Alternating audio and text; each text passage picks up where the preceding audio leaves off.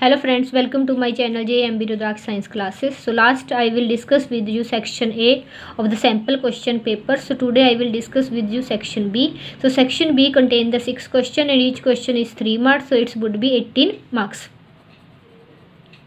Clear. और 2 questions में आपको इंटरनल चॉइस है, कोई आप एक जो है वो उसमें से चूज कर सकते हो।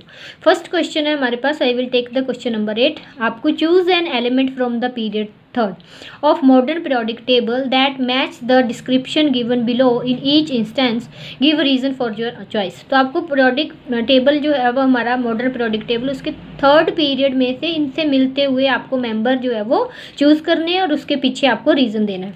तो हमारे पास क्वेश्चन है, it has a similar structure to diamond.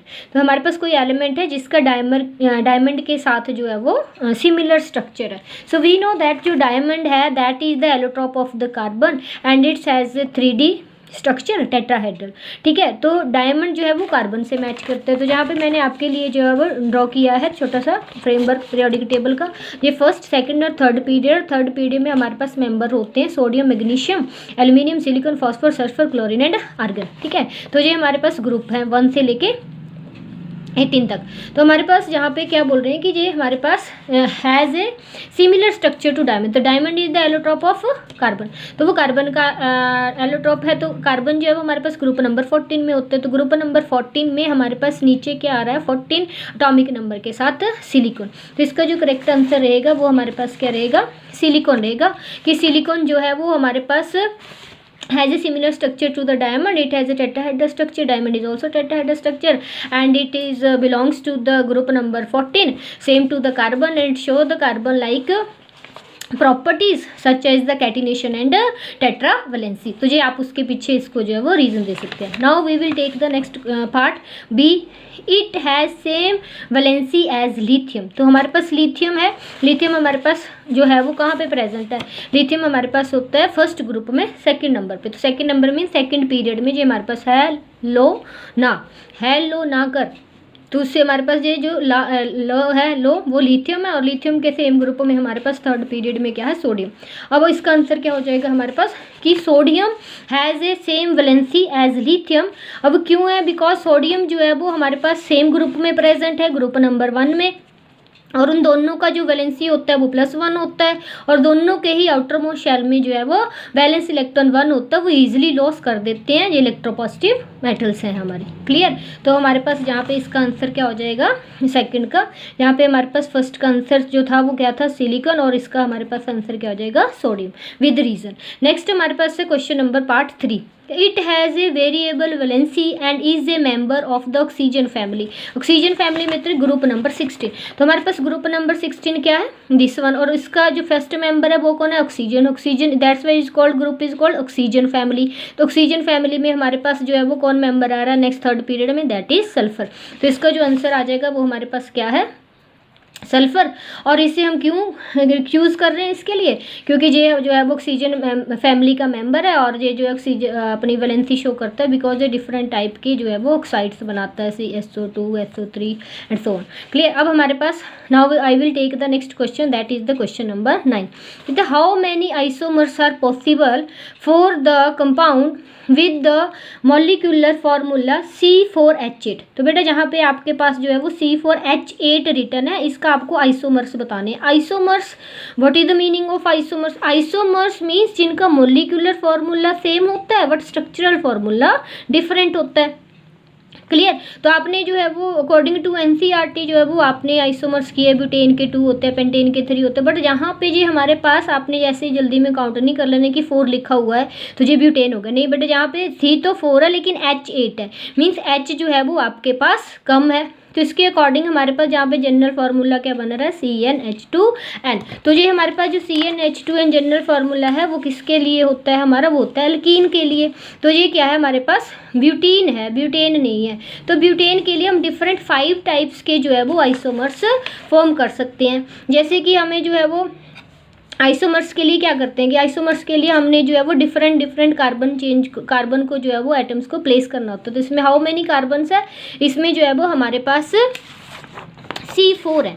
तो C4 के लिए आप क्या करोगे, पहले आप C ऐसे लिख सकते हो, ठीक है, लेकिन ये है क्या है हमारे पास C4H8, ठीक है। तो जो C4H8 में हम डबल बॉन्ड जहाँ पे लगा सकते हैं, फिर हम डबल बॉन्ड को जो है वो चेंज कर सकते हैं, बट कई बच्चे सोचते हैं कि हम जहाँ पे भी लगा सकते हैं नेक्स्ट टाइम में, लेकिन वो सेम हो जाएगा, बिकॉज जब हम इनको नेम देते हैं आईयूपैक नेम, तो जिधर से हमारा डबल बॉन्ड होता है उसी से काउंट करते हैं, तो इधर लगाएंगे तो इधर से, इधर लगाएंगे तो इधर, तो वो सेम ही रहेगा, ठीक है। तो 2 हो गए। देन हमारे पास हम जो है इसमें इसको ब्रांच करके जो है वो जहाँ पे डबल बॉन्ड लगा सकते हैं।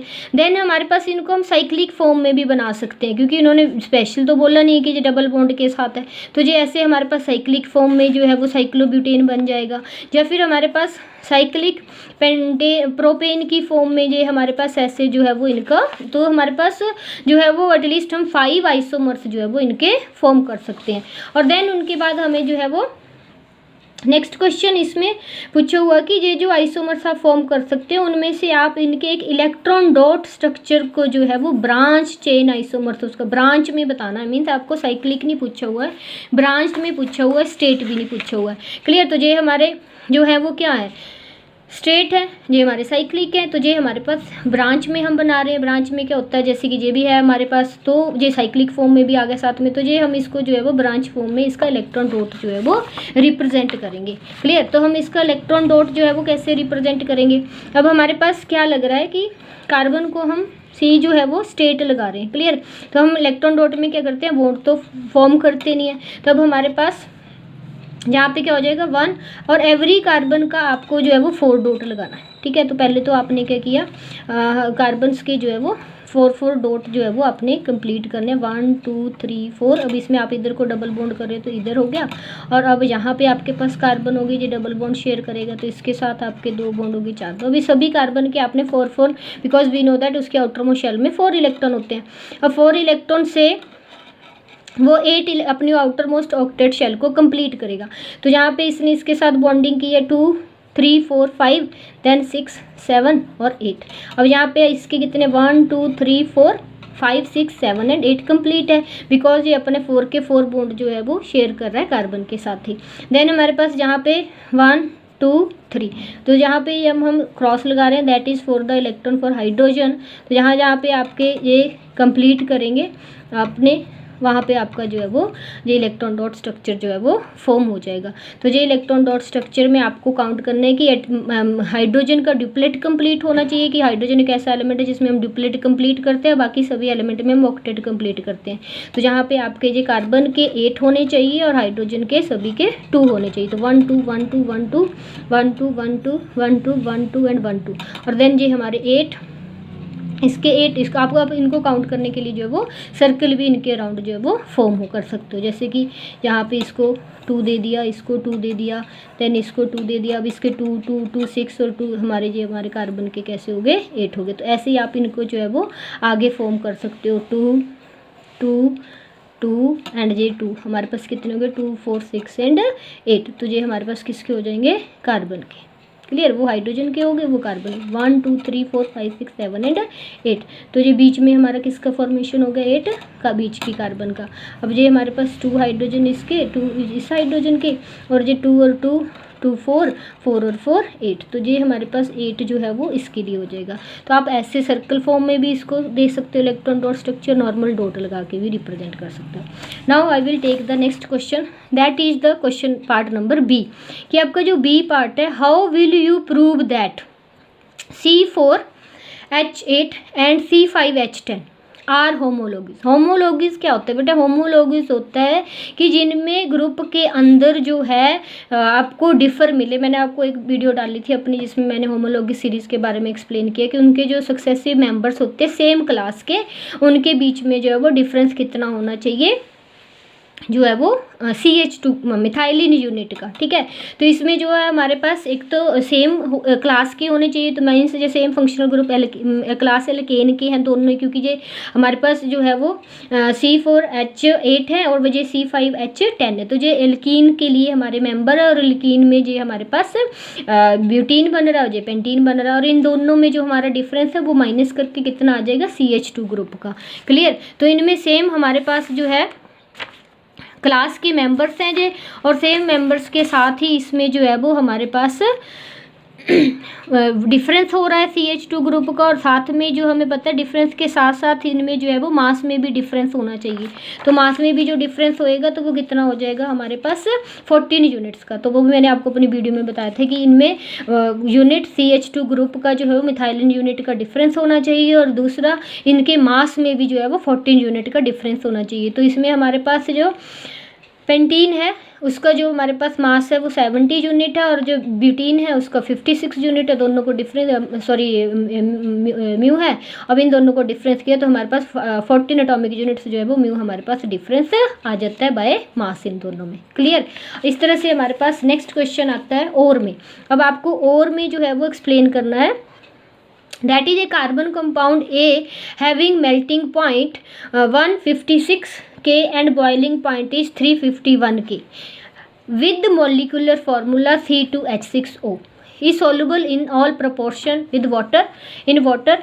Identify A and draw its electron dot structure. So पहला क्वेश्चन है कि आपको A को आइडेंटिफाई करना, तो उसका मोलिकुलर फार्मूला क्या है C2H6O। अब आपके पास C2H6O है, ठीक है बेटा जी, आपके पास मोलिकुलर फार्मूला है C2H6O। अब O आपको पता है अल्कोहल में भी होता है, एल्डिहाइड में भी होता है, एस्टी के अपने कार्बोक्सिलिक ग्रुप में भी होता है, बट कार्बोक्सिलिक ग्रुप में होते हैं 2O, तो वो तो कैंसिल हो गया। अब रह गया एल्डिहाइड और एल्कोहल, उसमें सब कैसे आइडेंटिफाई करोगे। अब कार्बन कितनी है 2, तो मीन्स ये सेकंड मेंबर फॉर्म कर रहा है। तो हमने दोनों का जब सेकंड मेंबर फॉर्म किया तो उसमें क्लियर हुआ कि जो हमारे पास एल्डिहाइड है उसमें तो 4H फॉर्म हो रहे हैं, हमारे यूज़ हो रहे हैं, और इथेनॉल में कितने हो रहे हैं, अल्कोहल में 6। तो इसका मीन्स ये हमारे पास जो मोलिकुलर फार्मूला CH3CH2OH वो किसका है, एल्कोहल फंक्शनल ग्रुप का। तो सेकंड को लगा हुआ, इसलिए हमारे पास ये क्या बन गया, इथेनॉल। तो ये किसका है हमारे पास फार्मूला, मोलिकुलर फार्मूला इथेनॉल का।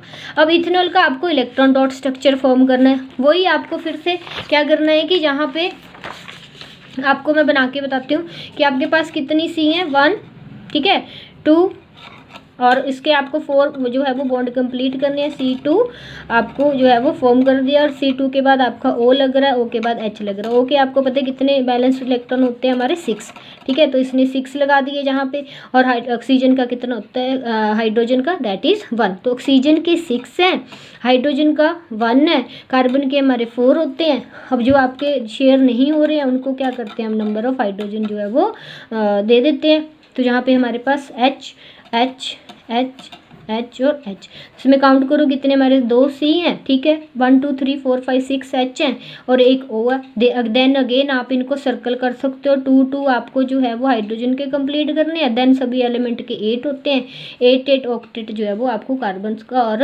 ऑक्सीजन एटम का कंप्लीट करना है।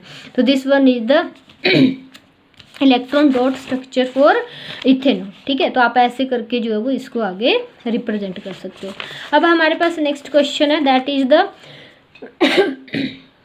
Give the molecular formula of any 2 homologous of A. तो आपके पास ये ए कंपाउंड है, और ए कंपाउंड्स के आपको जो है वो होमोलॉगस बताने हैं, ठीक है। अब हमारे पास ए कंपाउंड है क्या है, हमारे पास ए कंपाउंड है C2H5OH। क्लियर। अब C2H5OH का कॉन्जिक्यूटिव मेंबर या तो अप में होएगा या डाउन में होगा। वो हमारे पास एक क्या हो गया, मिथेनॉल, और सेकंड हमारे पास क्या हो गया, प्रोपेनॉल। वाई, बिकॉज दोनों में ही CH2 ग्रुप का डिफरेंस है, होमोलॉगस अभी आपको बताए, और साथ में जो है 14 यूनिट्स का मास का जो है वो डिफरेंस है। क्लियर। Same here. तो इसलिए हमारे पास जो फंक्शनल जो हमारे पास मिथेनॉल एंड प्रोपेनॉल है, तो ये मिथेनॉल एंड प्रोपेनॉल जो है वो हमारे पास होमोलॉगस हैं ए कंपाउंड इथेनॉल के। तो इथेनॉल के हमारे पास मिथेनॉल एंड प्रोपेनॉल 2 जो है वो होमोलॉगस हैं, और ये हमने रिप्रेजेंट कर दिया कि हमारे पास CH2 ग्रुप और 14 यूनिट्स के मास के साथ ये जो है वो डिफ्रेंशिएट कर रहे हैं। तो इसलिए अब इनका जो है वो मॉलिक्यूलर फार्मूला अब आपको बताना है। तो मॉलिक्यूलर फार्मूला मीन्स हमारे पास क्या हो जाएगा, पहले हम C लिखेंगे, फिर H को इकट्ठा करेंगे, और देन हम ऑक्सीजन की वैल्यू लिखेंगे, तो CH4O, एंड जहाँ पे हमारे पास हो जाएगा C3H8 और O। तो ये हमारे पास 2 मॉलिक्यूलर फार्मूलाज में होमोलॉगस हो जाएंगे हमारे किसके, कंपाउंड्स ए इथेनॉल के, क्योंकि यहाँ पे इन्होंने क्या पूछ रखा है, इन्होंने पूछ रखा गिव द मॉलिक्यूलर फार्मूले ऑफ एनी टू, मतलब मॉलिक्यूलर फार्मूले प्लूरल के लिए जहाँ यूज़ करते हैं फार्मूलाज के लिए, तो जहाँ पे मॉलिक्यूलर फार्मूले हमें 2 होमोलॉगस ए के लिखने हैं तो वो हमारे पास हो जाएगा मिथेनॉल के लिए CH4O और प्रोपेनॉल के लिए C3H8O। Clear. Now I will take the next question, that is the question number 10 from the biology section. ठीक है, तो आपके पास जहाँ पे जो है वो बायोलॉजी सेक्शन से रिलेटेड जो है वो आपके पास क्वेश्चन है, question number 10। Clear. That is question number 10 में हमारे पास क्या है बेटा, जहाँ पे हेरिडिटी चैप्टर से जो है वो बायो से क्वेश्चन है, और इसमें जो है वो हमारे पास 10 के अंदर क्या बोल रखा है, 2 पी प्लांट्स हैं, 1 with round yellow seeds, means यहाँ पे हमें करेक्टर दे रखा है कंट्रास्ट करेक्टर्स, एक राउंड करेक्टर दे रखा है और एक हमारे पास है येलो, मीन्स 2 फैक्टर ले रखे हैं इसके अंदर, राउंड एंड येलो है, और अनदर हमारे पास रिंकल्ड एंड ग्रीन है, और ये इनके जीनोटाइप्स लिखे हुए हैं, ये फिनोटाइप्स हैं, ये जीनोटाइप है, फिनोटाइप मॉर्फोलॉजी करते हैं शो, और फिनोटाइप जीनोटाइप जो होते हैं वो जीन्स को रिप्रेजेंट करते हैं। तो इनकी F1 प्रोजेनी जो है वो फॉर्म्ड होगी, तो F1 प्रोजेनी जब इनको क्रॉस किया तो वो हमारे पास फॉर्म हुई RRYY। तो इसके लिए बेटा मैंने आपको यहाँ पे रिप्रेजेंट किया हुआ है कि जब हमने इनको राउंड येलो रिंकल ग्रीन को लिया और इनको जो है वो सेग्रीगेशन किया, जहाँ पे हम जब ये फिनोटाइप हो गए, ये जीनोटाइप हो गए, ये लॉ ऑफ सेग्रीगेशन हो गया, लॉ ऑफ सेग्रीगेशन के बाद हमारे पास F1 जनरेशन आ गई। अब ये F1 जनरेशन जो है वो अकॉर्डिंग टू क्वेश्चन वो क्या बोल रहे हैं कि व्हेन F1 प्लांट्स को हमने सेल्फ पॉलिनेटेड किया तो which new combination of characters is expected in F2 progeny. ठीक है, तो F2 प्रोजेनी में जो है वो न्यू कॉम्बिनेशन करेक्टर्स जो है वो एक्सपेक्टेड किए गए। How many seeds with these new combinations of character will be produce when a total number of seed is 160 a produce in the F2 generation, explains with reason. तो जहाँ पे बेटा पहले हमारे पास रिजल्ट बन रहा है, रिजल्ट हमारे पास बन रहा है कि F2 प्रोजेनी में हमारे पास 16 रिजल्ट आते हैं, जो आपको पता है जीनोटिपिकली 9:3:3:1 रेशियो में होते हैं। Clear. So according to the Mendel हमारे पास राउंड एंड येलो 9 फॉर्म कर रहे हैं, और रिंकल एंड ग्रीन जो है वो हमारे पास 1 फॉर्म हो रहा है। ठीक है, तो ये तो एक्सपेक्टेड रेशियो जो तो था ही कि हमारे पास ये जो है प्रोजेनी फॉर्म होएगी, लेकिन जो न्यू कॉम्बिनेशन बनी है वो ये है कि इसके अंदर हमारे पास राउंड के साथ ग्रीन और येलो के साथ रिंकल 2 जो है वो न्यू कॉम्बिनेशंस फॉर्म हो रही हैं इस प्रोजेनी के। अब वो क्यों हो रही है उसके पीछे रीज़न है कि जब हम डाई हाइब्रिड क्रॉस करते हैं, तो डाई हाइब्रिड क्रॉस क्या होता है, जब हम दो से ज़्यादा पेयर्स ऑफ कंट्रास्टिंग करेक्टर्स लेते हैं, जिसको हम डाई बोल देते हैं, 2 लेते हैं और मोर लेते हैं तो उसको हम पॉली हाइब्रिड क्रॉस बोल देते हैं। ठीक है, एक करेक्टर लेते हैं तो मोनो हाइब्रिड क्रॉस कहते हैं। तो जब हम 2 करेक्टर्स लिए, इसके अंदर कंट्रास्टिंग करेक्टर्स लिए और उनको एक दूसरे के brought together in the individual the alleles of 1 character separate independently. Clear. तो वो इंडिपेंडेंटली सेपरेट हुए और वो इंडिपेंडेंटली ही अपना जहाँ पे जो है वो जनरेशन के अंदर प्रोजेनी के अंदर अपने आप को शो करते हैं। तो this is according to the dihybrid, it is the dihybrid cross and it is follow the Mendel's law of independent assortment, कि वो इंडिपेंडेंट असॉर्टमेंट लॉ को जो है वो फॉलो करते हैं और न्यू प्रोजेनी भी अपना जो है वो इंडिपेंडेंटली करेक्टर्स जो है वो शो करेगी, that is round green and wrinkled yellow. अब वो किस रेशियो में आए, 3:3 रेशियो में। अब इसी को आपने अकॉर्डिंग टू सीड जो है वो रिप्रेजेंट करना है। तो टोटल सीड्स कितने थे आपके पास, 160। क्लियर।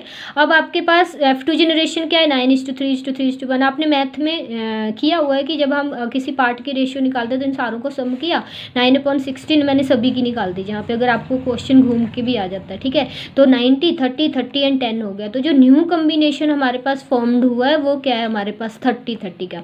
तो 30 प्लांट्स जो है वो हमारे पास हो जाएंगे राउंड और ग्रीन, और 30 हमारे पास हो जाएंगे wrinkled and yellow. Clear. So this is the question that is related to the part biology in chapter heredity. अब हमारे पास है next question, that is the question number 11 and related to the chapter अपना electricity, और ये physics से related है, 3 marks का question. तो यहाँ पे हमारे पास स्टेटमेंट क्या है, it would cost of a man ₹350, ठीक है। तो 350 रुपीज़ कॉस्ट है 1 kilowatt per hour electricity energy की, अगर वो मेन इलेक्ट्रिसिटी बोर्ड से लेता, मीन्स वही यहाँ पे बेटा ये 1 यूनिट होता है और ये 1 यूनिट का रेट लिखा हुआ है। अब उसके पास जनरेटर है और मैक्सिमम पावर वो 2 किलोवाट है उसकी, और वो एनर्जी प्रोड्यूस कर रहा है मैक्सिमम टाइम फॉर 3 आवर्स के लिए। क्लियर। अब आपको बताना है अगर वो सेम एनर्जी को जहाँ से मेन इलेक्ट्रिसिटी बोर्ड से लेता है तो वो उसको कितना जो है वो कॉस्ट जो है वो पे करना पड़ेगा। तो जहाँ पे आपने जो है वो कॉस्ट को जो है वो बताना है कितने की वो बाय करेगा वहाँ से।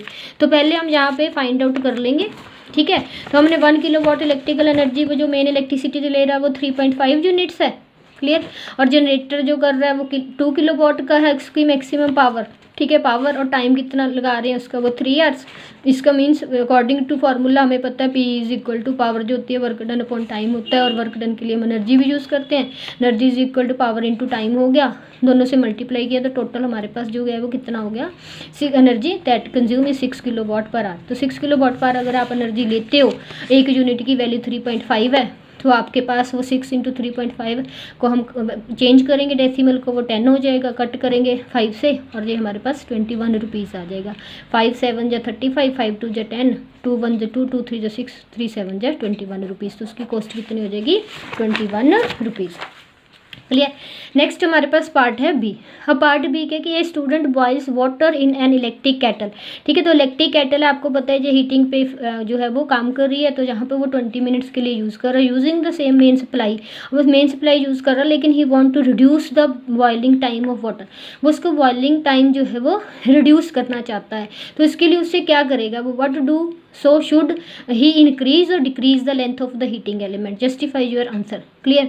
तो इसमें बेटा जो हमारे पास वी नो दैट कि हीटिंग इफेक्ट जो होता है एलिमेंट का वो ड्यू टू द रेजिस्टेंस होता है, मीन्स इलेक्ट्रिक एनर्जी जो है वो हीट एनर्जी में कन्वर्ट करती है जब हम हीटिंग एलिमेंट्स हाई रेजिस्टेंस वाले यूज़ करते हैं, ठीक है। तो जहाँ पे रेजिस्टेंस जो है वो हमें पता है कि is directly proportional to the length होती है, ठीक है। तो वी नो दैट जो हमारे पास रेजिस्टेंस है that is directly proportional to the L.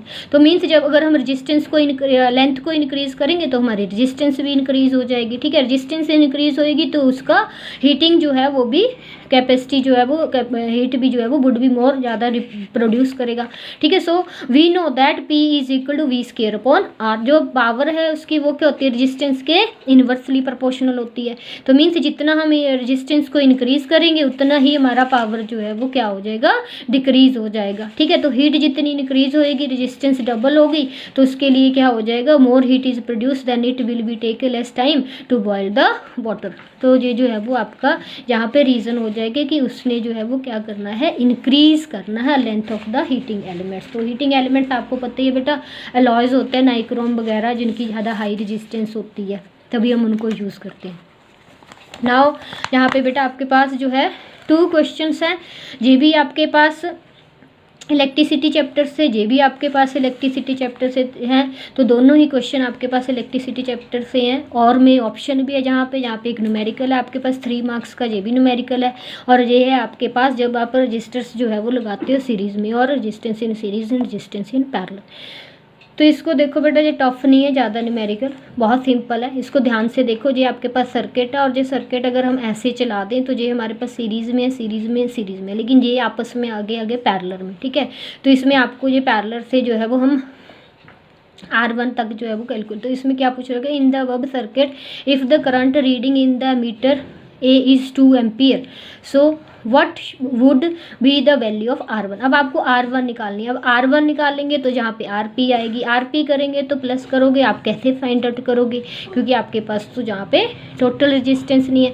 तो सबसे पहले हम इनकी जो है वो टोटल रेजिस्टेंस निकाल लेंगे। क्लियर। तो हमारे पास इस सर्किट में क्या है कि ये तो हमारे पास ये जो है वो हमारे पैरेलल्स में लगे हुए हैं, इसको और इसका सारा हमारा जो है वो क्या हो जाएगा, सीरीज़ में हो जाएगा, देन जो रिजल्ट आएगा हमारा, ठीक है। अब हमारे पास इसमें जो है हमारे पास कि अगर हम अपना ओम्स लॉ लगाएं, ओम्स लॉ के अकॉर्डिंग हमें जहाँ पे रेजिस्टेंस इस सर्किट की टोटल निकाल सकते हैं, जो हमारी हेल्प करेगी इसको फाइंड आउट करने में। क्लियर। अब वो हमारे पास क्या है कि गिवन सर्किट में जो करंट है वो 2 एम्पियर है, वोल्टेज जो है वो 30 है, रेजिस्टेंस हमें फाइंड आउट करनी है। तो हमारे पास जो रेजिस्टेंस है वो आ गई 15। ठीक है, हमने पुट करी value, we know V is equal to I R, 30 into 2 into R, cut किया, हमारे पास 15 जो है वो यहाँ पे ओम्स फॉर्म हो गए। क्लियर, तो ये हमारे पास किस में आंसर आता है, ओम्स में। तो ये हमारा आंसर क्या है, रेजिस्टेंस जो टोटल है इसमें वो कितनी है, 15 ओम्स। अब 15 ओम्स को हम जो है वो यूज़ करेंगे इसके अंदर फाइंड आउट करने के लिए। तो हमें ये सीरीज़ का ऑप्शन नहीं पता, इसको हम ब्लैंक छोड़ते हैं। यहीं पे हमें ये सीरीज़ का सम पता है कि ये हमारे पास है 6 ओम और 6 ओम, टोटल कितना हो गया, 12 ओम। तो इट्स मीन अगर हम जहाँ से अपने 15 ओम में से फाइंड आउट करते हैं कि ये हमारे पास रेजिस्टेंस है, resistance in series plus resistance in parallel. अब पैरेलल तो वो हमें मिली नहीं है, फाइंड आउट नहीं हो रही, बिकॉज R1 हमें गिवन नहीं है, लेकिन रेजिस्टेंस सीरीज हमें गिवन है। तो total resistance is equal to resistance in series plus resistance in parallel. अब हमारे पास रेजिस्टेंस सीरीज 15 है, 12 हमने यहाँ से माइनस किया, और हमारे पास जो अपनी पैरेलल थी रेजिस्टेंस वो कितनी होगी, टोटल 3 हो। अब बहुत सारे न्यूमेरिकल जो है वो इसको हम दूसरे मेथड से भी फाइंड आउट कर सकते थे कि जहाँ पे हम इनको एलसीएम लेते, R1 को वैल्यूज पुट, वो आपके लिए बहुत ज़्यादा डिफिकल्ट हो जाता। तो ये ज़्यादा इजी मेथड है हमारे लिए कि हमने इसी टोटल रेजिस्टेंस को यूज़ किया, और यूज़ करके हमने जहाँ पे जो है वो रेजिस्टेंस जो है वो पैरेलल में निकाल ली, और पैरेलल में निकालने के बाद में हमने इसको पैरेलल में पुट किया, और हमारे पास पैरेलल में क्या है रेजिस्टेंस, दैट इज़ 5, 10 और R1 हमने इज इक्वेट कर दिया, जैसे आप लोग मैथ में करते ही हो। 1/5 प्लस 1/10 प्लस 1/R1 हमने एलसीएम लिया, 3, 5 और 10, 5 और 10 इधर आएंगे तो वो माइनस में हो जाएंगे, और जब हमने इनका एलसीएम लिया वो इट वुड बी 30 से हमने इनको सॉल्व किया। बेटा आपको मैथ आता है, आपको कैलकुलेशंस क्लियर है, ठीक है। 1R1 और ये हमारे पास सॉल्व करने के बाद that is equal to 10 minus 9, because minus minus plus हो जाएगा, 10 minus 9 is 130 is equal to 1/30, और हम ये रेसिप्रोकल में है तो वो हमारे पास हो जाएगा R1 इज इक्वल टू 30 ओम। तो इसका आंसर जो होगा इस न्यूमेरिकल का सिंपल वे में, बहुत ज़्यादा इजी सिंपल वे में बताया मैंने आपको कि इधर से सॉल्व करोगे तो फंस जाओगे, थोड़ा कैलकुलेशन टफ हो जाएगी। इधर से आप 15 ओम निकाल रहे हो और उसको इक्वेट कर रहे हो, 12 ओम को माइनस कर रहे हो, इसकी वैल्यू निकाल रहे हो और इसकी वैल्यू को पुट कर रहे हो, तो आपके पास R1 ईजिली जो है वो निकल रहा है 30। क्लियर, सेम क्वेश्चन अब आपके पास और ऑप्शन में है, दैट इज अगेन आपको जहाँ पे जो इस पूरे सर्किट की जो है वो रेजिस्टेंस गिवन है, वोल्टेज गिवन है, टोटल आपको करंट फाइंड आउट करना है। क्लियर, अब आपको total current then total resistance, ठीक है। अब टोटल रेजिस्टेंस क्या है, अब आप इसको बेटा अच्छे से देखो, अगर हमारे पास ये दोनों पॉइंट टू पॉइंट अटैच्ड हो रहे हैं तो ये सीरीज़ में, लेकिन ये हमारे ऐसे अटैच्ड हो रहे हैं तो ये हमारे पैरेलल हो जाएंगे। अब ये पैरेलल हो जाएंगे तो बाद में ये दोनों का रिजल्ट जो है वो सीरीज़ में हो जाएगा। तो इसको सॉल्व करने के लिए मैंने क्या किया है कि सबसे पहले मैंने यूज़ किया कि हमारे पास जो क्वेश्चन है 12, उसमें हमारे पास गिवन सर्किट में वोल्टेज गिवन है, तो वोल्टेज कितनी है 24, तो 24 वोल्टेज करंट हमें फाइंड आउट करना है। टोटल रेजिस्टेंस क्या होगी, तो टोटल रेजिस्टेंस अगर हम देखें हमारे पास क्या होगी, तो वो हमारे पास जहाँ से स्टार्ट होगी कि जो टोटल रेजिस्टेंस है पहले हम इसको सीरीज़ में लगा लेते, तो 6 और 4 हमारे पास ओम्स जो है वो कितने हो जाएंगे, 6 और 4 10 ओम। तो हमारे पास जो हमने रेजिस्टेंस इन सीरीज़ में जो है सबसे फर्स्ट जो लगे हुए हैं वो हमारे पास हो गए R3 प्लस R4, तो उसकी जो है वो टोटल हमारे पास रेजिस्टेंस कितनी होगी बेटा 10 ओम। क्लियर, अब 10 ओम के बाद हमारे 10 ओम के साथ जो है वो हमारा ये रेजिस्टेंस इन सीरीज़ उसके लिए पैरेलल हो जाएगा, ये हमारा सीरीज़ में था, ठीक है। ये 10 ओम आया और ये इस 10 ओम के लिए क्या हो गया, पैरेलल हो गया, ठीक है। जो ये पैरेलल में हम फाइंड आउट करेंगे तो जो हमारे पास रेजिस्टेंस पैरेलल में करनी है हमने, तो 1/R in parallel is equal to 1/R2 plus 1/ resistance in series, जो हमने सीरीज में निकाली थी वो इसके लिए पैरेलल होगी, तो वो हमारे पास होगी 1/10 is equal to 2/10 that is 1/5, और चेंज करके आपका क्रॉस करके आ जाएगा रेजिस्टेंस इन पैरेलल आपके पास 5 ओम। अब यही रेजिस्टेंस इन पैरेलल आपके पास इस कॉन्सेप्ट में ये सीरीज में हो जाएगा। तो पहले आपको सीरीज जो है वो सम हुआ पैरेलल, अब पैरेलल का आपका सम हो जाएगा सीरीज में। क्लियर, तो ओवरऑल जो आपकी रेजिस्टेंस आई जहाँ पे टोटल वो होगी R1 plus R in parallel, जो आपने अभी दूसरे स्टेप में पैरेलल निकाली। अब आपके पास वो रेजिस्टेंस होगी 7 ohm plus 5 ohm. Clear? 7 ohm plus 5 ohm would be 12 ohm. Put the value, we know that. So I is equal to V upon R. I is equal to V24 है, R 12 आपका, और cut करके जो आपके पास I is equal to 2 ampere जो है वो form हो गया। क्लियर? अब आपके पास बेटा लास्ट क्वेश्चन आता है, that is the related to the question number 13, that is related to the environment chapter. ठीक है, तो जो एनवायरनमेंट जो आपका चैप्टर है उसमें से रिलेटेड है। तो बेटा जहाँ पे देखो बोले गैस ए है कोई, ठीक है, वो अपर लेयर में जो है वो एटमॉस्फेयर में होती है और डेडली पॉइजन होती है, but is essential for all living beings, but essential भी है। The amount of these gas is started declining sharply in the 1980s। तो 1980 बट अगर आपको बात हो जाए तो बहुत लोअर क्लासेस से आप एनवायरनमेंट चैप्टर्स में पढ़ते आते हो, ये आपके पास बात हो रही है जहाँ पे आइडेंटिफाई गैस जो है वो है हमारे पास ओजोन गैस। क्लियर? तो ये हमारे पास O3 जो मैंने लिखा हुआ है वो हमारे पास है कि हाँ ओजोन हमारे पास जो है वो ओजोन गैस जो है वो हमारे पास गैस जो है वो ए है। क्लियर? और इसका फॉर्मूला होता है हमारे पास O3।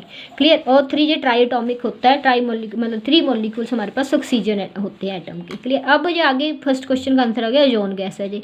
अब उसके बाद बोला how is it form at a highest level of the atmosphere. अब मतलब स्ट्रेटोस्फेयर के ऊपर ये प्रेजेंट होती है तो ये कैसे फॉर्म होती है, तो बोले कि जब वो हमारे पास जो नॉर्मल ऑक्सीजन होती है ना उसमें अल्ट्रा वायलेट रेज जो है वो इफेक्ट करती है, इसको तो स्प्लिट कर देती है, स्प्लिट करके इसको जो है जो स्प्लिट कर देती है दो अलग अलग ऑक्सीजन एटम। हम इसको ऑक्सीजन नहीं बोलेंगे, इनको हम बोलते हैं नेसेंट ऑक्सीजन या ऑक्सीजन एटम। ठीक है, या तो हम इनको ऑक्सीजन एटम बोलेंगे या हम इनको बोलते हैं नेसेंट ऑक्सीजन के। अकेले मॉलिक्यूल को हम ऑक्सीजन नहीं बोलते। क्लियर? अब यही जो है वो आगे कंबाइन कर जाता है हमारे ऑक्सीजन मॉलिक्यूल के साथ। तो जब हमारे पास जो ऑक्सीजन मॉलिक्यूल्स के साथ कंबाइन करेंगे तो जो हमारे पास 2 2 जा 4 4 और 2 6, तो जो हमारे पास जो है वो 3 मॉलिक्यूल जो है 2 मॉलिक्यूल जो है वो ओजोन्स के फॉर्म हो जाएंगे। तो इस तरह से जो हमारे पास जो है एटमोस्फेयर में अपर जो है वो फॉर्म होती है। तो ये आप रिएक्शन जरूर लिखोगे, बहुत ज़रूरी होंगे आपको लिखने। ठीक है, 3 मार्क्स का क्वेश्चन है। तो ओजोन हो गया और उसकी फॉर्मेशन हो गई। Then next question is related to the ozone, why is it essential for all living beings. ठीक है, तो we know that lower classes से आप बेटा पढ़ रहे हो कि क्यों एसेंशियल है, बिकॉज ये अम्ब्रेला लाइक होती है एटमोस्फेयर में, जो शील्ड है जो हमारी अर्थ को प्रोटेक्ट करती है अल्ट्रा वायलेट रेडिएशन से। तो state the causes for the depletion of the gases. तो इस गैस का जो है वो आपको डिप्लीशन मतलब कि जो कम हो रही है, डिक्लाइन हो रही है, वो क्यों हो रही है उसका आपने कॉज देना। तो आपको पता है इसका कॉज जो है बेटा हमारे पास क्लोरोफ्लोरोकार्बन्स हो गए जो रेफ्रिजरेटर में यूज़ होते हैं। ठीक है, फायर एक्सटिंग्विशर्स वगैरह में यूज़ होते हैं। तो ये ऐसी जो है वो हमारे पास एनवायरनमेंट कॉजेज जो पोल्यूशन कॉज हो रहा है। ठीक है, तो ये जो है वो क्या कर रही हैं, इसको डिप्लीट कर रही हैं और इससे जो है वो हमारे पास क्या होगा, डिप्लीट हो रही है और उससे क्या होगा, ये हमारे पास हमें एक अम्ब्रेला की तरह काम करती है, शील्ड है। तो ये हमें अल्ट्रा वायलेट रेज से बचा के रखती है और ये अल्ट्रा वायलेट रेज जो है वो हमारे पास आने नहीं देती और इसके आने से हमारे पास जो क्या स्किन कैंसर कॉज होता है। ठीक है, तो स्किन कैंसर कॉज होने से जो हमें बचाती है। तो इसको इफेक्ट करने वाली हमारी क्लोरोफ्लोरोकार्बन होगी, फ्रेयॉन्स होगी, एट्सेट्रा। क्लियर? तो ये आप एनवायरनमेंट बेस अपना आंसर दे सकते हो। I hope you like my video. Please like, share and subscribe. Thank you.